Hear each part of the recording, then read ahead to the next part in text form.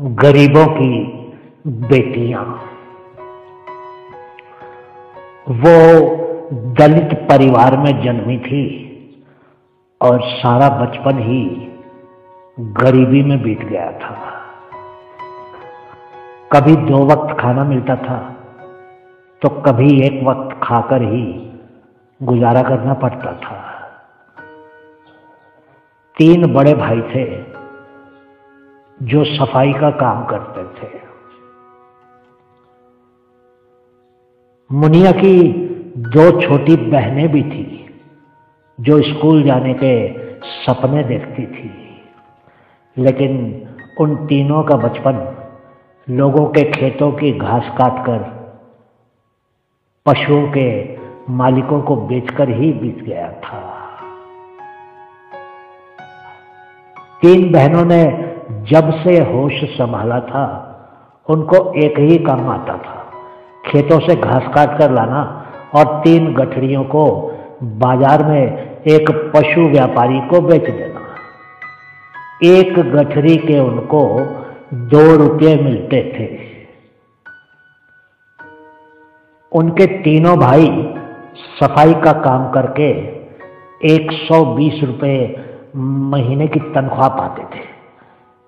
इस तरह सभी मिलकर पूरे परिवार में 500 रुपये तक कमा लेते थे। भाइयों के बच्चे बढ़ते ही जा रहे थे और खाना कम होता जा रहा था। फिर किसी तरह कुछ 100 रुपयों का इंतजाम करके भाइयों ने मुनिया का विवाह पास के गांव के एक लड़के से कर दिया। वो भी सफाई का काम ही करता था और महीने के करीब 160 रुपये तनख्वाह पाता था। उस लड़के के घर में 2 छोटी बहनें और बूढ़े माता पिता थे जो गांव के बाहर दलितों की बस्ती में एक 2 कमरों के कच्चे मकान में रहते थे।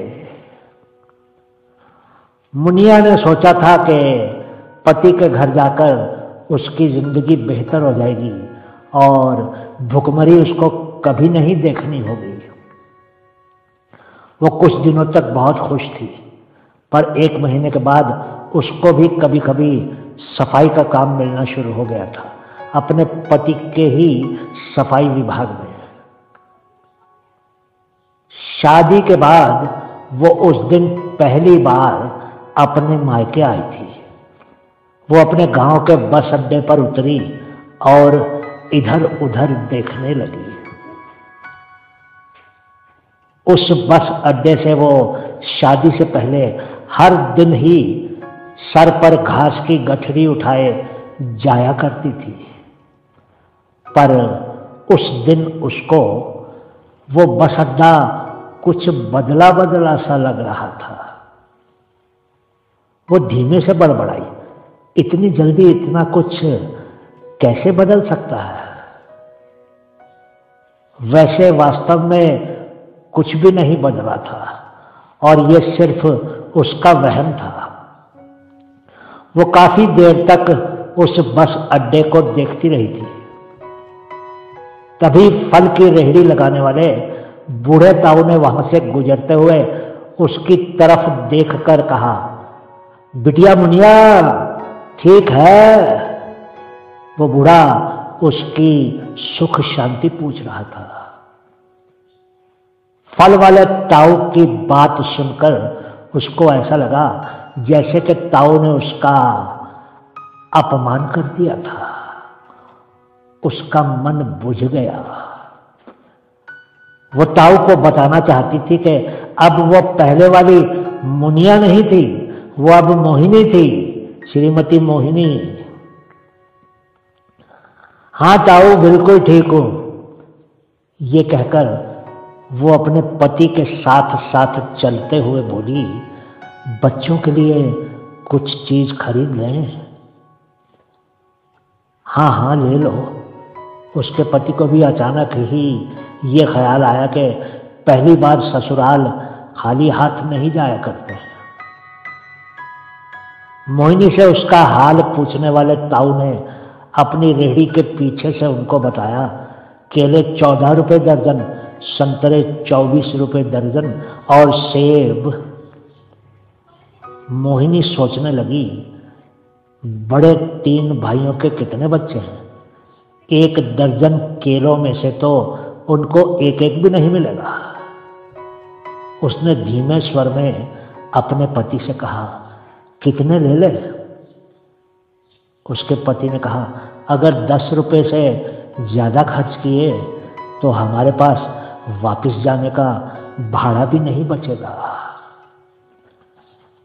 मोहिनी ने एक लंबी गहरी दुख भरी सांस लेकर अपने मन में ही कहा, हे भगवान, हम गरीबों की बेटियां, मायके के गांव में भी मुनिया और ससुराल के गांव में भी मुनिया।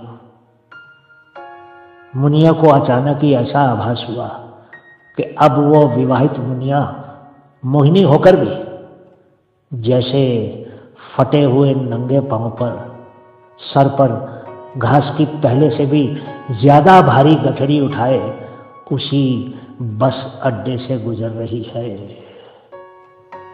बहुत बहुत शुक्रिया मित्रों। अगर हो सके तो हमारी छोटी छोटी कहानियां अपने दोस्तों के साथ भी शेयर कीजिएगा, हम आपके आभारी रहेंगे। बहुत बहुत धन्यवाद। फिर से शुरू करें। मिस्टर गुलाटी ने मुझे देखकर कहा, क्या तुम इस फाइल को 10 दिन में ठीक कर सकती हो? मैंने कहा, जी 7 दिन में कर दूंगी। गुलाटी ने खुश होकर कहा, बहुत बढ़िया, और मुझे तुम्हारी छुट्टी याद है, तुमको छुट्टी मिल जाएगी। मेरी नजर में हमारे दफ्तर में मिस्टर गुलाटी सबसे उदार व्यक्ति थे। वो दफ्तर में मुझसे वरिष्ठ कर्मचारी थे। आखिर मुझे भी 15 दिनों की छुट्टी मिलने वाली थी। मैं अपने परिवार से मिलने जाना चाहती थी। अपने घर से दूर एक अलग शहर में अकेले रहना बहुत ही अलग अनुभव होता है। स्वतंत्रता तो मिलती है, लेकिन कई चीजों की कमी होती है। हाँ, दोस्त ही परिवार बन जाते हैं। मैं भी उस शहर में बहुत से लोगों के साथ घुल मिल गई थी। मैं किराए के फ्लैट में रहती थी और मैं अक्सर अपने दोस्तों से मिलने उनके घरों में जाती रहती थी। जब भी बरसात होती थी, मैं अपने घर की बालकनी में गर्म कॉफी पीते हुए अपने परिवार के बारे में ही सोचा करती थी और अपने अतीत की यादों में खो जाती थी। मैं अपने परिवार और अपने दोस्तों को बहुत याद करती थी। मुझे हमेशा ही किसी न किसी से बात करने की इच्छा होती थी और मैं उनको अपने साथ हुई बहुत सी बातें बताना चाहती थी। उस दिन भी मैं इसी तरह की यादों में खोई हुई थी कि अचानक ही दरवाजे की घंटी बजी। सिक्योरिटी गार्ड ने मुझे कहा, कोई आदित्य आए हैं आपसे मिलने, क्या उनको अंदर भेज दूं? हाँ ठीक है, भेज दो। मैं सोचने लगी कि वो आदित्य शर्मा ही होगा और वो फाइल लेने ही आया होगा। जैसे ही वो आदित्य अंदर आया, मैं हैरान हो गई, क्योंकि वो तो आदित्य सेनगुप्ता था। वो तो मेरे साथ स्कूल में पढ़ता था। वो बहुत ही मजाकिया किस्म का इंसान था, लेकिन काम का बहुत पक्का था। जब मैं और आदित्य कॉलेज में पढ़ने लगे, मैं और आदित्य कुछ कुछ नजदीक आने लगे थे और फिर धीरे धीरे हम दोनों में नजदीकी संबंध स्थापित हो गया। हम 2-3 महीने तक प्रेम में डूबे रहे, लेकिन कहते हैं ना, हर किसी को सब कुछ नहीं मिलता है, और वैसा ही कुछ हमारे साथ भी हुआ था। अचानक ही उसने मुझसे मिलना छोड़ दिया और कई महीनों तक मुझसे संपर्क करने की कोशिश भी नहीं की। मैं उससे मिलकर बात करना चाहती थी कि क्या हुआ था, लेकिन मुलाकात ही नहीं हुई। मैं नहीं जानती थी कि मुझे क्या करना चाहिए था। मुझे यकीन था कि वो एक दिन मुड़कर मेरे पास आ जाएगा, लेकिन वो नहीं आया। खैर, मैं अपने जीवन को उसके बिना ही आगे बढ़ाने लगी और अब 2 वर्षों के बाद वही आदित्य सेन गुप्ता मेरे दरवाजे पर खड़ा था। आदित्य मुस्कुराया। क्या मुझे अंदर आने को नहीं कहोगी? ओह, आओ बैठो। वो सोफे पर बैठकर कमरे को देखने लगा। मैंने उसको पूछा, कॉफी? हाँ, अगर कोई फर्क तरीके की कॉफी बना सको तो। मैंने उसको कहा, तुम कैसे हो, क्या चल रहा है? मैं ठीक हूं, मैं यहाँ एक मीटिंग के लिए आया था और आज रात की फ्लाइट से ही मुझे वापस जाना है। मुझे तुम्हारा एड्रेस शीना से मिला और मैं तुमसे मिलने आ गया। बहुत लंबा समय हो गया। शाम को मुझे अपनी मम्मी और बहन के लिए कुछ खरीदारी भी करनी है, वो बताने लगा। क्या तुम्हारे पास मेरा फोन नंबर है? तुम फोन भी तो कर सकते थे अगर मैं घर पर नहीं होती तो। सच कहूं तो मेरे पास तुम्हारा फोन नंबर नहीं है, शीना का नंबर है और उससे ही तुम्हारे बारे में मालूम हुआ। क्या इस तरह मेरे आने से तुमको बुरा लगा है? अरे नहीं नहीं। अच्छा ये बताओ कि तुम कैसे हो? लो, कॉफी भी तैयार है। आज शाम को मुझे भी कुछ काम नहीं है। अगर तुम चाहो तो मैं भी तुम्हारे साथ मॉल में तुम्हारी मम्मी और बहन के लिए चीजें खरीदने तुम्हारे साथ चल सकती हूँ। ओह, ये तो बहुत अच्छा होगा, वो खुश होते हुए बोला। उसने मुझे उसके काम के बारे में बताया। हमने अपने परिवारों और दोस्तों की बातें भी की। उसने मुझे ये भी बताया कि वो कितनी बार विदेश गया था और कितना सफल हुआ था। मैंने भी उसको अपने दफ्तर और अपने मिलनसार बॉस के बारे में बताया। शाम को हम दोनों खरीदारी करने मॉल गए और वहां उसने वो सब कुछ खरीदा जो उसको चाहिए था। फिर हम एक रेस्टोरेंट में गए। आदित्य ने मुझसे पूछा, सूप? हाँ ठीक है। मैंने वेटर से को कहा, मेरे सूप में अंडा नहीं होना चाहिए। आदित्य मुस्कुराया, लेकिन उसने मुझसे कुछ नहीं कहा। कभी कभी चुप्पी शब्दों से बड़ा काम करती है। मुझे याद आया कि 7 वर्ष पहले एक दिन आदित्य ने मुझे कहा था, मैं अंडे नहीं खाता हूं, पेट खराब हो जाता है। आदित्य ने मुझसे पूछा, और क्या खाओगी? नहीं, और कुछ नहीं। हाँ, मैं अगले हफ्ते कलकत्ता जा रही हूँ 15 दिनों की छुट्टी पर।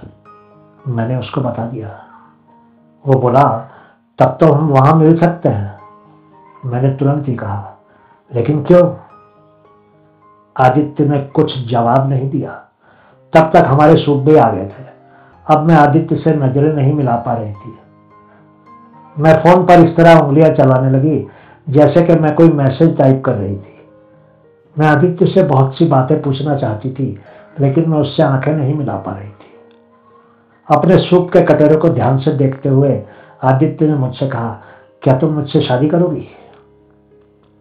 मैंने कहा, तुम मुझसे पूछ रहे हो या अपने सूप के कटोरे से? नहीं, मैं घबरा रहा हूं, ना जाने तुम क्या जवाब दो। मैंने कहा, मैं तो सोचती थी कि हम दोनों बिल्कुल फर्क फर्क हैं। आदित्य ने कुछ नहीं कहा। तभी वेटर फिर आ गया। हमने खाने का ऑर्डर दे दिया। कुछ देर में खाना आ गया और हमने खाना शुरू कर दिया। मैंने पूछा, क्या कोई परेशानी है? आदित्य ने बोलना शुरू किया। उन दिनों मैं शादी नहीं करना चाहता था क्योंकि मेरे सामने मेरा भविष्य था और मैं बहुत कुछ पाना चाहता था। उस समय मैं खुद को शादी के लिए तैयार नहीं कर पाया था। मैं नहीं जानता कि मैं वापस क्यों आ गया, लेकिन अब मैं वापस आना ही चाहता हूं। मैंने उसको कुछ नहीं कहा। हमने अपना खाना खत्म किया। मैं उसको एयरपोर्ट तक भी छोड़ने गई। वो चला गया। उसने मुझसे कुछ ज्यादा नहीं पूछा था क्योंकि शायद वो समझ गया था कि मैं उस जैसे इंसान के साथ अपना जीवन नहीं बिताना चाहती थी। शायद वो समझ गया था कि मैं ऐसे इंसान से शादी नहीं करना चाहती थी जो अचानक ही निर्णय लेकर मेरे जीवन से चला गया था और फिर अपनी मर्जी से ही वापस भी आ गया था। 1 हफ्ते के बाद मैं छुट्टियों में कलकत्ता चली गई। मैंने अपने परिवार के लोगों के लिए काफी सारे उपहार खरीद लिए थे। मैं कई महीनों के बाद घर वापस आई थी। सभी बहुत खुश थे। मैंने 15 दिनों में कहाँ कहाँ जाना था इसकी पहले ही योजना बना ली थी।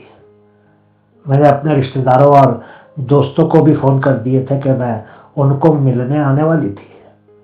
मेरे मम्मी और मेरे चाचा मुझे लेने एयरपोर्ट आए थे। अपने घर पहुंचते ही मैंने सबसे पहले आदित्य को फोन किया। मुझे यकीन था कि वो बहुत ही हैरान होगा, क्योंकि उस घटना के बाद सूप पीते हुए और खाना खाते हुए जो बातें हमारे बीच हुई थी वो शायद मेरे फोन की उम्मीद नहीं कर रहा था। वो शायद सोच रहा था कि मैं कभी भी उससे बात नहीं करूंगी। हेलो आदित्य। हाँ हाँ, आदित्य बोल रहा हूं। वो बहुत ही खुश था। तो तुम मुझसे शादी कब कर रहे हो? बस उतना ही काफी था। सब कुछ बहुत जल्दी में हो रहा था। उस फोन पर कलकत्ता में हुई छोटी सी बात के 5 महीनों के बाद ही हमारी शादी हो गई। शादी के बाद हमारी पहली बातचीत हुई। आदित्य ने मुझसे पूछा, उस दिन शाम को जब हमने साथ में खाना खाया था, उस दिन तुमने मुझे इस बारे में कुछ क्यों नहीं कहा था? उस समय मुझे समझ नहीं आ रहा था कि तुमसे क्या कहूं। मैं खुश भी थी, लेकिन साथ में मुझे बहुत गुस्सा भी आ रहा था, इसलिए मैं चुप हो गई थी। मैं तुम्हारी प्रतिक्रिया देखना चाहती थी। जो कुछ मैंने 7 वर्ष भोगा था, मैं चाहती थी कि तुम भी कम से कम 7 वर्षों तक वही भोगो। मैंने कहा। वो हंसकर बोला, तो जैसे को तैसा। हाँ, थोड़ा बहुत। लेकिन तुम सब मुझसे भी बुरे हो, मैंने मुस्कुराकर कहा। एक नया जीवन, एक नई शुरुआत। हम दोनों ने ही अपने अतीत को भुला दिया, या कम से कम भूलने का अभिनय ही किया। और फिर हमने उन वर्षों के बारे में कोई बात नहीं की जब हम दोनों एक दूसरे से अलग अलग दूर दूर थे, क्योंकि किसी नई चीज को शुरू करने का वही एक रास्ता था। अंत भला तो सब भला। बहुत बहुत शुक्रिया।